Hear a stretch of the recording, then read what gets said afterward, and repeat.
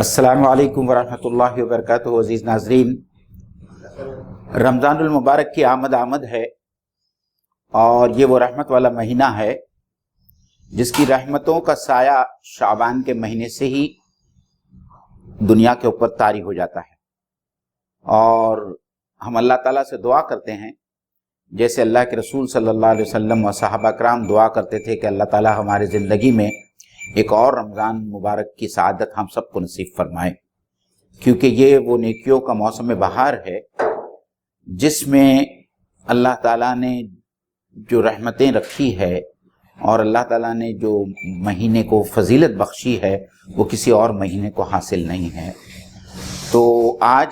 آپ لوگوں کا سورۃ الرحمن کے آخری نشست میں استقبال ہے، اور انشاءاللہ تعالیٰ سورۃ الرحمن کے آخری کچھ آیتیں آپ کے سامنے اس کی تلاوت کی جائے گی اور ترجمانی پیش کی جائے گی، اور اس کے بعد میں آیت بآیت اس کی تفسیر آپ لوگوں کے لیے بیان کی جائے گی۔ اعوذ باللہ من الشیطان الرجیم، بسم اللہ الرحمن الرحیم، وَمِن دُونِهِمَا جَنَّتَانِ فَبِأَيِّ آلَاءِ رَبِّكُمَا تُكَذِّبَانِ مُدْهَامَّتَانِ فَبِأَيِّ آلَاءِ رَبِّكُمَا تُكَذِّبَانِ فِيهِمَا عَيْنَانِ نَضَّاخَتَانِ فَبِأَيِّ آلَاءِ رَبِّكُمَا تُكَذِّبَانِ فِيهِمَا فَاكِهَةٌ وَنَخْلٌ وَرُمَّانٌ فَبِأَيِّ آلَاءِ رَبِّكُمَا تُكَذِّبَانِ فِيهِنَّ خَيْرَاتٌ حِسَانٌ فَبِأَيِّ آلَاءِ رَبِّكُمَا تُكَذِّبَانِ حُورٌ مَّقْصُورَاتٌ فِي الْخِيَامِ فَبِأَيِّ آلَاءِ رَبِّكُمَا تُكَذِّبَانِ لَمْ يَطْمِثْهُنَّ إِنسٌ قَبْلَهُمْ وَلَا جَانٌّ فَبِأَيِّ آلَاءِ رَبِّكُمَا تُكَذِّبَانِ مُتَّكِئِينَ عَلَى رَفْرَفٍ خُضْرٍ وَعَبْقَرِيٍّ حِسَانٍ فَبِأَيِّ آلَاءِ رَبِّكُمَا تُكَذِّبَانِ تَبَارَكَ اسْمُ رَبِّكَ ذِي الْجَلَالِ وَالْإِكْرَامِ صدق اللہ العظیم۔ اعوذ باللہ من الشیطان الرجیم، بسم اللہ الرحمن الرحیم۔ اور ان دو باغوں کے علاوہ دو باغ اور ہوں گے، اپنے رب کے کن کن انعامات کو تم جھٹلاؤ گے؟ گھنے سرسبز و شاداب باغ، اپنے رب کے کن کن انعامات کو تم جھٹلاؤ گے؟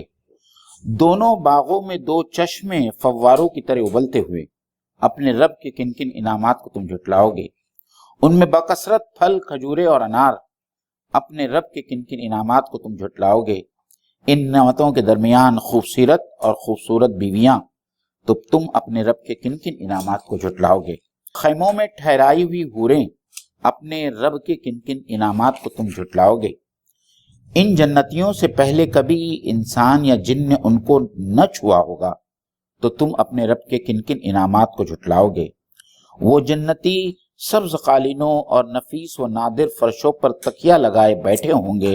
تو پھر اپنے رب کے کن کن انعامات کو تم جھٹلاؤ گے؟ بڑی برکت والا ہے تیرے رب جلیل و کریم کا نام۔ سچ کہا اللہ تعالیٰ نے۔ مولانا، جو لوگ مسلسل سورۃ الرحمن کی تفسیر سن رہے ہیں ان کو یہ یاد ہوگا کہ یہاں پہ واپس 2 باغوں کا بیان آیا ہے، اور اس سے قبل بھی جو ہے اللہ تعالیٰ نے 2 باغوں کا بیان کیا تھا جو جنتی اس باغات سے استفادہ کریں گے اور اللہ کی ان نعمتوں کو حاصل کریں گے۔ جو اللہ تعالیٰ نے کہا تھا کہ وَلِمَنْ خَافَ مَقَامَ رَبِّهِ جنتان، جو اللہ کے سامنے جواب دہی دینے کے لیے یا جواب دہی کے لیے کھڑے ہونے سے ڈرا، اس کے لیے 2 باغات ہوں گے۔ تو یہاں پہ بھی وہی کہا جا رہا ہے کہ من دونہما جنتان، ان 2 باغوں کے علاوہ 2 باغ اور ہوں گے۔ تو یہاں مفسرین کیا کہتے ہیں کہ یہ کن باغات کا تذکرہ یہاں ہو رہا ہے؟ یہ کہ دون کا مطلب علاوہ بھی ہے، اور دون کا مطلب فروتر بھی، جی، اس کے علاوہ اس سے کمتر۔ تو ہم اگر وہاں سے 2 جنتوں کا ذکر جو پچھلے اور بعد والے دونوں پہ اگر ہم غور کرتے ہیں تو ہر آیت میں تھوڑا تھوڑا سا فرق معلوم ہوتا ہے۔ جی جی، اب ایک دم ایسا فرق ہے، باریک فرق ہے، جو غور و تدبر کے بعد بات سمجھ میں آ جاتی ہے۔ اور تمام فروق کو اگر دیکھیں گے تو بات سمجھ میں آ جاتی ہے کہ پہلی قسم کا جو بیان ہے وہ مقربین کے لیے یا سابقون الاولون کے لیے، اور اس کی دلیل سورہ واقعہ سے بھی سمجھ میں بات آتی ہے۔ سورہ واقعہ میں 3 گروہوں کا تذکرہ ہے، جس میں سے ایک مقربین ہیں، دوسرے اصحاب الیمین ہیں، اور تیسرے اصحاب الشمال۔ جی جی، تو یہاں جو 2 جنتوں کا ذکر ہے تو پہلے مقربین کا، اور دوسرے میں جو بیان ہے یہاں سے جو شروع ہوتا ہے، جی وہ یہاں سے جو شروع ہوتا ہے، اس میں سمجھیے کہ وہ اصحاب الیمین کا۔ تو میں یہ سوچتا ہوں کہ ہر آیت میں ذرا وہ پچھلی آیت کا بھی ایک ایک پہلو لیتے چلیں، اور جو باریکی ہے اس کو بتاتے چلیں گے انشاءاللہ۔ جی جی انشاءاللہ۔ تو یہی بہت سارے مفسرین کا یہی کہنا ہے کہ سورۃ واقعہ کے اندر جن 3 جماعتوں کا بیان کیا گیا ہے اس میں ایک تو ہے وہ مقربین ہیں، جی، اور جن کی جنت کا جو گریڈ ہوگا یا جنت کا جو معیار ہوگا جی، وہ بہت اعلیٰ درجے کا ہوگا۔ اور آج ہم اس کو بہت اچھی طریقے سے سمجھ سکتے ہیں کہ جس طریقے سے ہوٹلوں کے مختلف سٹار ہوتے ہیں، 3 سٹار ہوٹل ہوتے ہیں، 5 سٹار ہوٹل ہوتے ہیں، 7 سٹار ہوٹل ہوتے ہیں، تو حالانکہ 5 سٹار ہوٹل بھی بہت اعلیٰ قسم کی ہوٹل ہوتی ہے، لیکن 7 سٹار کی ہوٹل اس سے اعلیٰ ترین ہوتی ہے۔ اور میرے خیال سے آپ اس کی تصدیق کریں گے کہ اللہ کے رسول صلی اللہ علیہ وسلم کی ایک حدیث ہے جس میں آپ صلی اللہ علیہ وسلم نے یہ کہا کہ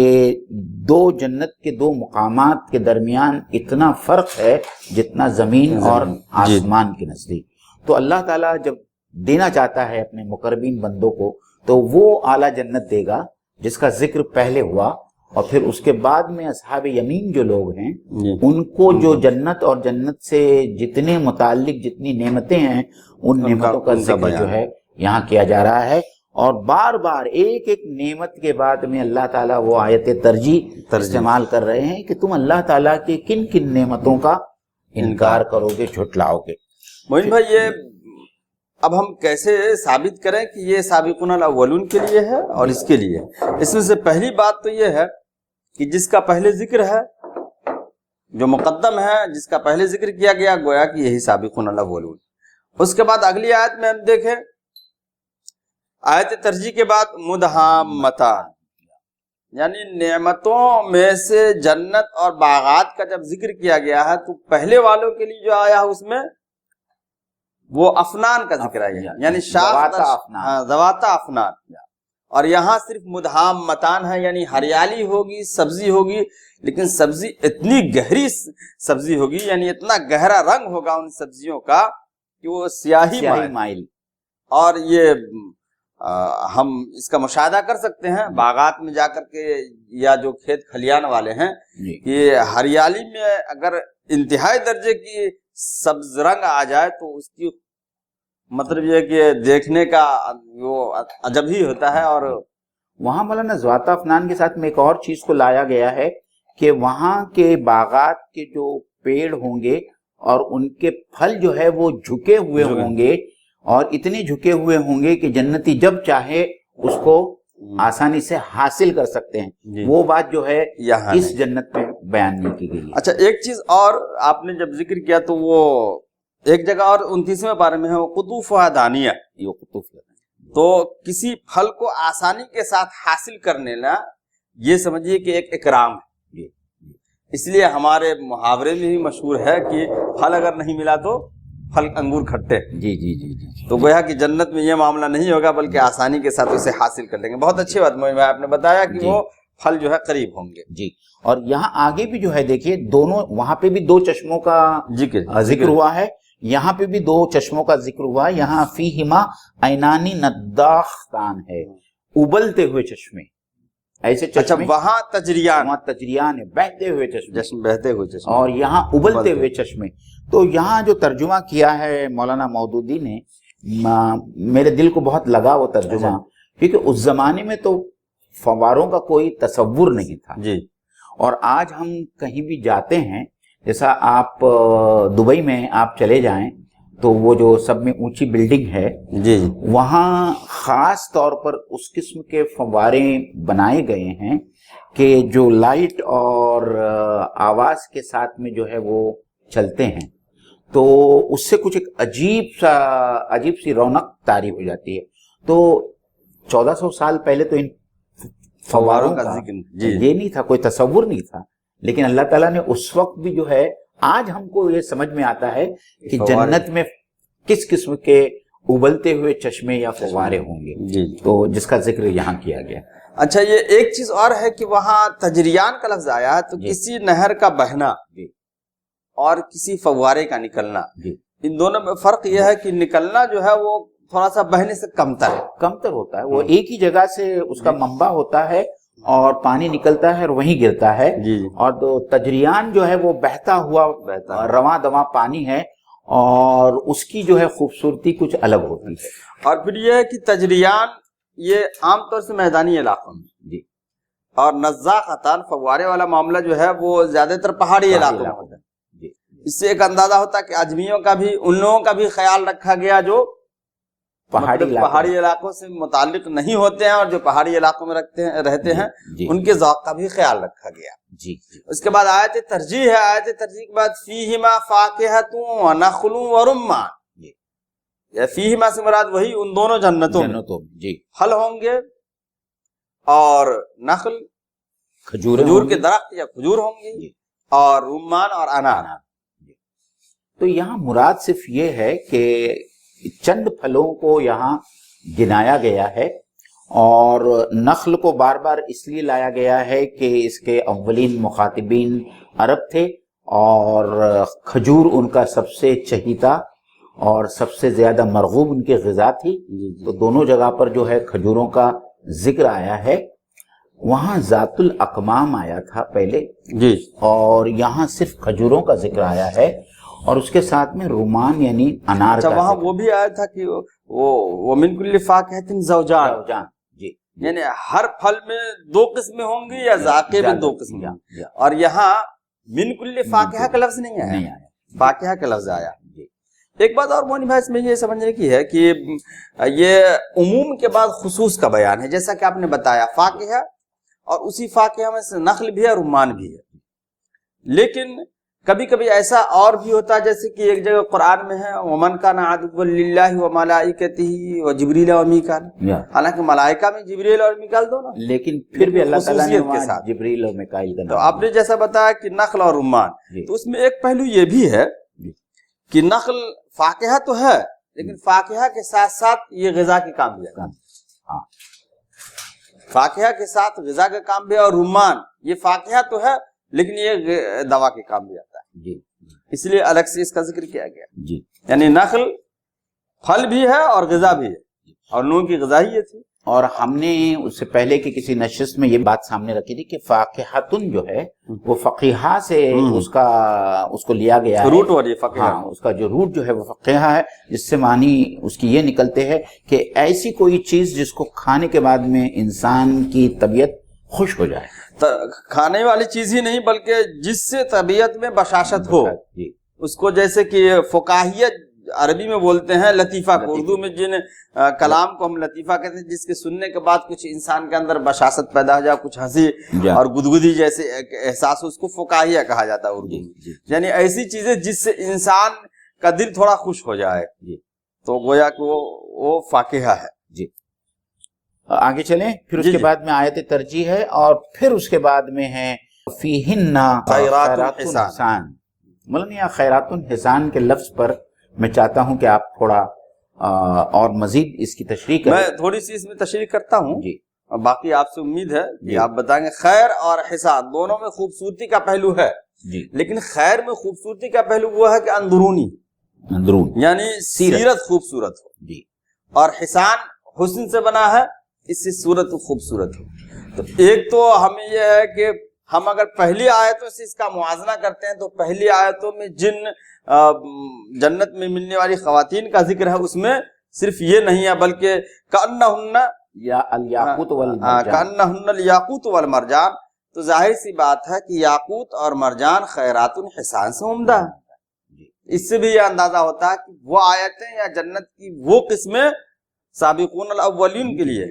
اور یہ جو ہے اصحاب الیمین کے لیے۔ دوسری بات یہ ہے کہ ایک پیغام تمام لوگوں کے لیے کہ انسان زندگی میں جس کو بھی اپنا ہمسفر یا شریک حیات بنائے تو حسان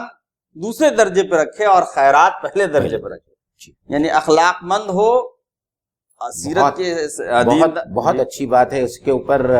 مجھے اللہ کے رسول صلی اللہ علیہ وسلم کی وہ حدیث یاد آ گئی جس میں آپ صلی اللہ علیہ وسلم نے کہا کہ مرد عام طور پر چار چیزوں کو سامنے رکھ کر شادی کرتا ہے،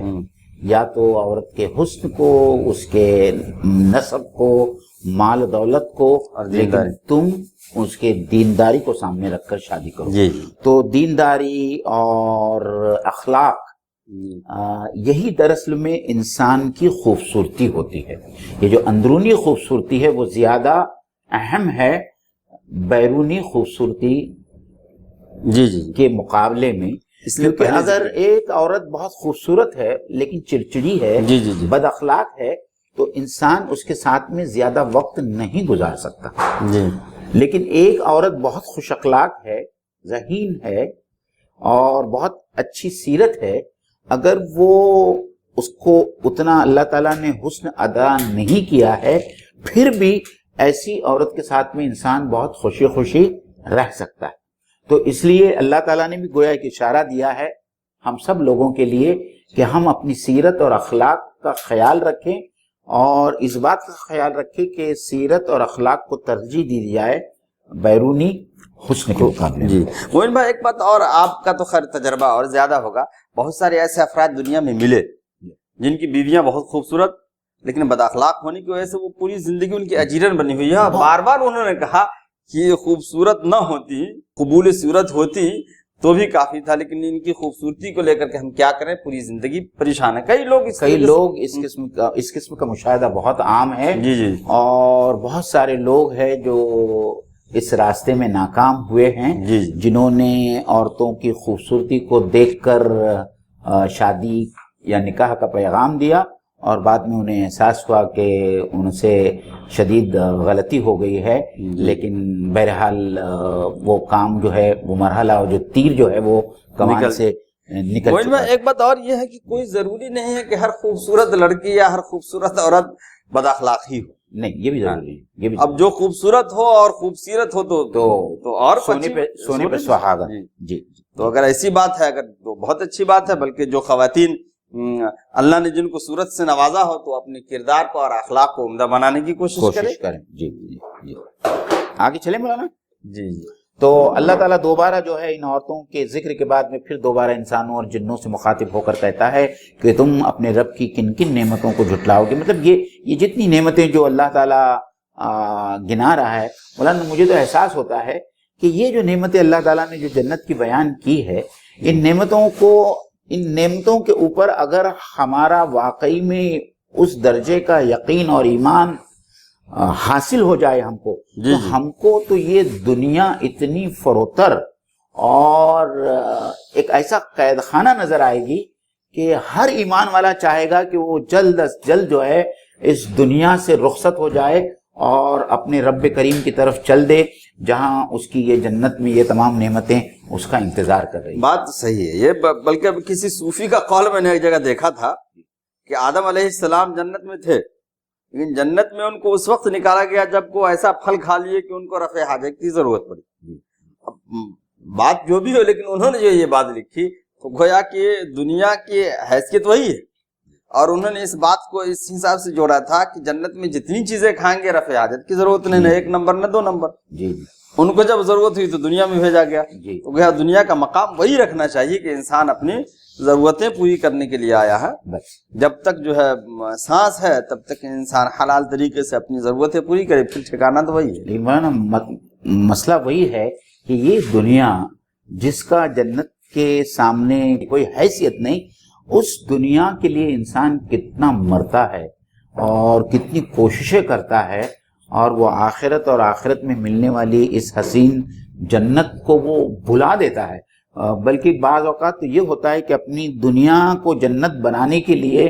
وہ اپنی جنت کو چھوڑ کر اپنے لیے آخرت میں جہنم کی تیاری کرتا ہے۔ موین بھائی، اس میں ایک چیز اور سمجھنے کی ہے کہ اللہ نے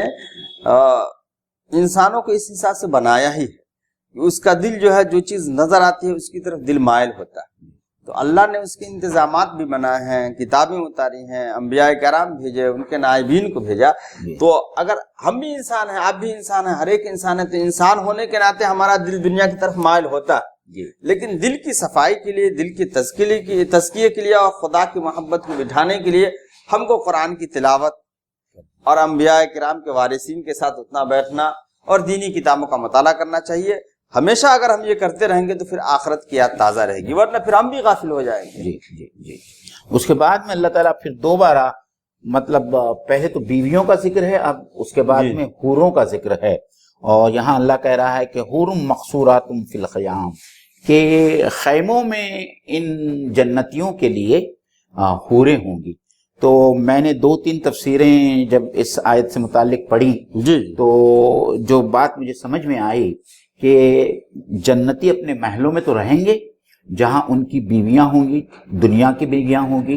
اور میں نے ایک بات بھی پڑھی، اور یہ بات کہنا اس وقت ضروری ہے کہ بہت سارے لوگ اس دنیا میں ایسے ہوتے ہیں جو اپنے زوج سے، اپنے اسپاؤس سے خوش نہیں ہوتے۔ جی، مطلب مرد عورت سے خوش نہیں ہوتا، یا بیوی اپنے شوہر سے خوش نہیں ہوتی۔ جی، تو اللہ تعالیٰ کی طرف سے وہاں یہ انتظام ہوگا کہ اللہ تعالیٰ ان کے پسند کے مطابق ان کو زوج عطا کرے گا۔ جی، بہت اچھی بات ہے۔ مرد کو عورت اور عورت کو اس کے پسند کا مرد، یعنی اسے یہ اختیار دیا جائے گا، چاہے تو وہ دنیاوی شوہر کو پسند کر لے یا تو وہ اپنے لیے کوئی دوسرا شوہر پسند کر لے، اور اسی طریقے سے شوہر کو بھی یہ اختیار دیا جائے گا کہ یا تو وہ اپنی دنیاوی بیوی کو پسند کر لے یا کسی اور کو پسند کر لے۔ لیکن مومن بھائی، یہ اسی شکل میں ہوگی جبکہ دونوں دیندار ہوں، دونوں جنت جی، اور دونوں جنت میں جائیں گے، یہ بات بھی صحیح۔ اور اس کی جو یہ ہے، اس بات جو ہوتا ہے اس کا، جی جی، جو ہم جنازے کی نماز پڑھتے ہیں جی اس کے اندر ایک وہ جو دعا ہے، لمبی دعا ہے، جی جی، اس میں ہم دعا یہ مانگتے ہیں کہ اے اللہ تعالیٰ اس کو اس دنیا کی زوج سے بہتر زوج عطا فرما۔ دیکھیے یہ جملہ ہے اس کے اندر، اے اللہ تعالیٰ اس کو اس دنیا کے گھر سے بہتر گھر عطا فرما، اس دنیا کے اہل و عیال سے بہتر اہل و عیال عطا فرما، اور اس دنیا کے زوج سے بہتر زوج عطا فرما۔ تو یہ دعا بھی جو ہے اس بات کی طرف اشارہ کرتی ہے کہ اللہ تعالیٰ مردوں اور عورتوں کو اگر وہ چاہتے ہوں، اگر وہ اپنی حالیہ زوج سے یہ خوش نہیں ہے، تو اللہ تعالیٰ ان کے لیے دوسری بیویوں کا یا دوسرے شوہروں کا انتظام کریں گے، اور یہ ان کو یہ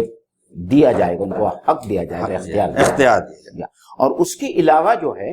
تو یہ ایک قسم ہوئی ہے، اس کے علاوہ ایک قسم ہے، دوسری قسم، اور پھر اس کے علاوہ جو حوریں ہوں گی، جو جنت کی مخلوق ہوں گی، اور جو خیموں کا جو بیان ہے وہ خاص طور پر اہل عرب کے ذوق کو سامنے رکھتے ہوئے اللہ تعالیٰ نے اس کا ذکر کیا ہے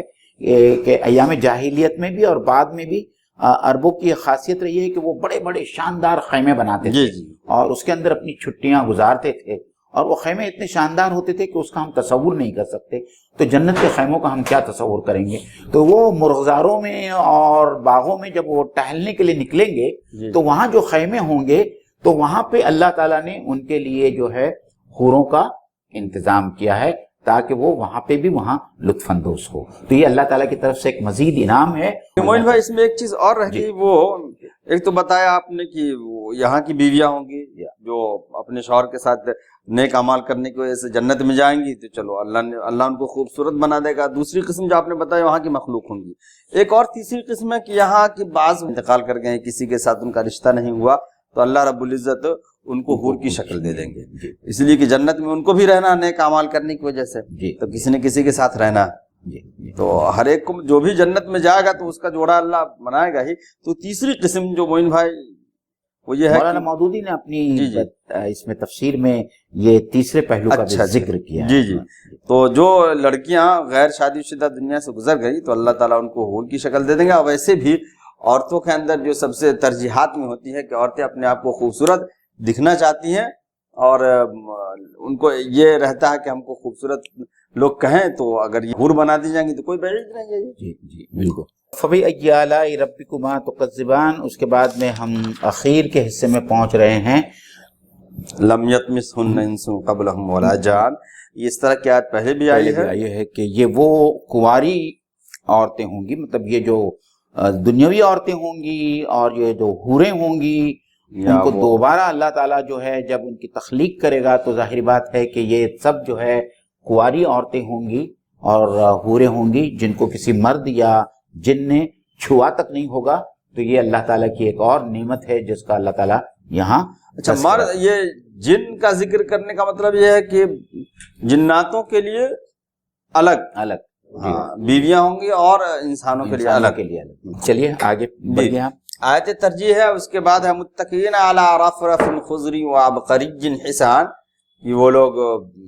سبز قالینوں اور نفیس و نادر تکیے پر ٹیک لگائے ہوئے بیٹھے ہوں گے. یہ جنتیوں کا ذکر ہے. اس سے پہلے بھی جب آیا ہے وہاں تو پہلے کے جنتیوں کا جب ذکر ہے تو اس میں بطائنھا من استبرق، یعنی وہ نیچے کے رہنے والے استر جو ہے وہ استبرق کے ہوں گے. وہاں یہ بتایا گیا کہ ان کا اسٹیٹس جو ہے کچھ اور معیار کچھ اور زیادہ ہوگا، اس سے یہ کمتر ہے. اور آج مولانا آج کی دنیا ہم دیکھ رہے ہیں اس میں جس قسم کے قالین اور جس قسم کے بچھونے اور جس قسم کے گاؤں تکیا اور جس قسم کے جو فرنیچر آج ہم دیکھتے ہیں اس زمانے میں نہیں ہے. آج تھوڑا سا وہ احساس ہوتا ہے کہ اللہ تعالیٰ جو جنت میں جس فرنیچر کا اور جن قالینوں کا اور غالیچوں کا اور کارپیٹ کا ذکر کر رہا ہے اللہ تعالیٰ، اس کی چھوٹی سی اور بڑی بھونڈی سی مثال اور ہماری زندگیوں میں ہم کو نظر آتی ہے اور ہم اش کرتے رہ جاتے ہیں. میں یہاں اپنے ناظرین کے ساتھ میں ایک اپنا خود کا تجربہ شیئر کرنا چاہوں گا کہ ایک 5 اسٹار ہوٹل میں میرا جانا ہوا اور شادی کی محفل تھی. مجھے ان آدمیوں پہ بڑا ترس بھی آیا. وہاں جو غالیچہ بچھا ہوا تھا وہ اتنا دبیز تھا، اتنا موٹا اور اتنا خوبصورت اور اتنا قیمتی تھا کہ پیر اس کے اندر دھسے جاتے تھے. اور وہاں لوگ سگریٹ پی رہے تھے. تو وہاں کچھ ویٹرز رکھے گئے تھے جن کے ہاتھ میں ایشٹرے تھا. اچھا. اور وہ جو بھی لوگ سگریٹ پیتے تھے ان کی ایش کو جمع کرنے کے لیے ایشٹرے ان کے سامنے رکھتے تھے. یہ تو انسانیت کی جو تذلیل ہے وہ تو اپنی جگہ پر ہے، لیکن میں جو پوائنٹ یہاں لوگوں کے سامنے رکھنا چاہتا ہوں کہ وہ قالین اتنے قیمتی تھے کہ ان قالین کو گندا ہونے سے بچانے کے لیے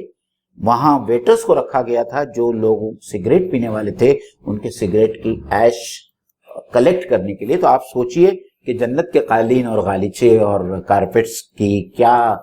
یہ ہوگی. معین بھائی ایک بات اور یہ ہے کہ ہمیں اس دور میں جب ہم لوگ جو جی رہے ہیں اس دور میں ہمیں تو قرآن کی آیتوں اور احادیث پہ اور یقین ہونا چاہیے. اس زمانے میں جب نبی اکرم صلی اللہ علیہ وسلم بتا رہے ہوں گے یا قرآن نازل ہو رہا ہوگا اس زمانے میں ایسی چیزیں یا ان جیسی تصور بھی لمحہ تو بس یہ ہے کہ ایمان لا رہے ہوں گے لوگ لیکن دیکھ نہیں رہے ہوں گے. ابھی تو حق الیقین کا کچھ پہلو ہم لوگوں کو، عین الیقین کا کچھ پہلو ہم لوگوں کو نظر آ رہا ہے. علم الغیب کا کچھ حصہ शहादा में जी जी। बदल गया। तो हम लोगों का ईमान और मजबूत होना चाहिए। जैसे आप अभी हमने एक बड़ा अच्छा पॉइंट लाया जी गैब का कुछ हिस्सा आज जो है वो गैब नहीं रहा। जी जी जैसे जब अल्लाह के रसूल सल्लल्लाहु अलैहि वसल्लम जब मेराज से वापस आए और आपने कहा कि मैं रात के एक ही हिस्से में यहाँ से मस्जिद अक्सा गया और फिर मैंने 7 आसमानों का सफर किया और मैं वापस आया, तो लोगों ने आपका मजाक उड़ाना शुरू किया जी। और जाके अबू बकर सिद्दीक के पास में पहुंचे कि तुम्हारा साथी जो है वो देखो ये क्या कह रहा है। तो उन्होंने क्या कहा, उन्होंने कहा कि अगर मोहम्मद सल्लल्लाहु अलैहि वसल्लम ने ये कहा है तो ये जरूर ऐसा हुआ है, और इसीलिए उनका नाम जो है सिद्दीक उसी वक्त रसूलुल्लाह तो उस वक्त तो ये सोचना भी इंसान के तसव्वुर के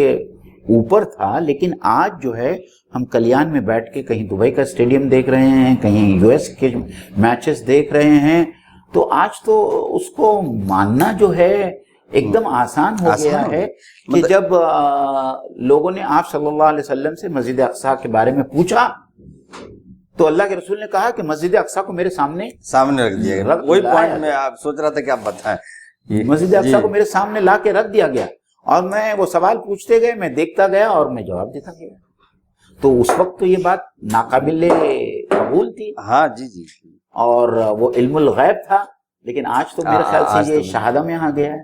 कि इसके ऊपर यकीन करने में कोई दुश्वारी ही नहीं है। मुसलमानों को तो छोड़िए, गैर मुस्लिम भी जो है वो यकीन करेंगे कि ऐसा आइन मुमकिन है। आइन मुमकिन जी। मुत्तकीन अला रफ़रफ़िन ख़ुज़रिन व अबक़रीन, अबक़रीन के ताल्लुक से कुछ बताएंगे आप? ये अबक़री अरबी ज़बान में बहुत उम्दा और आला किसी भी चीज़ को, जैसे हम अबक़री शख्सियत हम अक्सर सुनते हैं, जीनियस, जिसके लिए जीनियस का लफ्ज इस्तेमाल करते हैं कि कोई भी चीज जो बहुत ही उम्दा आला दर्जे की हो, जीनियस हो, तो उसको अबक़री कहते हैं अरबी जबान में। और उसी से अबक़री शख्सियत जो है वो इस्तेमाल होने लगा है कि वो बड़ी अबक़री, यानी ये अरब में जो है वो उनकी सल्तनत, जिनों की जो सल्तनत होती है उसको अबकर कहा करते थे। ये एक तसव्वुर था उनका, और उसी से ये लफ्ज निकला। नादिर और अनोखी चीजों के ताल्लुक से और नफीस चीजों के ताल्लुक से वो फिर लफ्ज इस्तेमाल होने लगा अबकर, अबकरी, और उसी का जिक्र वही लफ्ज अल्लाह रब्बुल इज्जत ने यहाँ लाया है, अबकरीन हिसाब। फिर आखिर में जो है अल्लाह ताला तबारक इस्मु रब्बिका ज़िल जलाली वल इकराम, तो अल्लाह ताला फिर ये कह रहा है कि ये तमाम नेमतें जो है ये सब तेरे रब की अज़मत और बरकत का नतीजा है कि उसने ये तमाम नेमतें जो है तुम्हारे लिए तैयार रखी है। उइद्दत लिल मुत्तकीन, मैं बार बार अक्सर बेशतर अपनी नशिस्तों में ये कहता हूँ कि जन्नत क़यामत के बाद में बनाई नहीं जाने वाली है, जन्नत तैयार रखी गई, क्योंकि अल्लाह ताला ने बार बार ये लफ्ज किया है उइद्दत लिल मुत्तकीन। तो उइद्दत की मानी होती है तैयार रखी गई है मुत्तकियों के लिए ये जन्नत। तो अल्लाह ताला ने ये जन्नत और उसकी तमाम नेमतें, अल्लाह ताला की अज़मत वाली, जलाल और इकराम वाली जो शान है उसकी और उसकी हस्ती है, उसकी वजह से ये तमाम नेमतें उसके फजल व करम से जो है जन्नतियों को मिलने वाली है। और इसीलिए उसका नाम जो है, उसका जिक्र है जो है बार बार हमको लेना चाहिए और उसका शुक्रगुजार बनना बनना। तबारक अल्लाह का नाम बड़ी बरकत वाला है। इससे पहले भी तकरीबन सूरत के दरमियान में एक जगह लफ्ज आया है, तो तबारक का लफ्ज आया है, वहाँ वजह हो रब्बी का दिल जलाल, वहाँ वजह का लफ्ज आया, वजह चेहरा को कहते हैं। इससे मुराद भी हस्ती के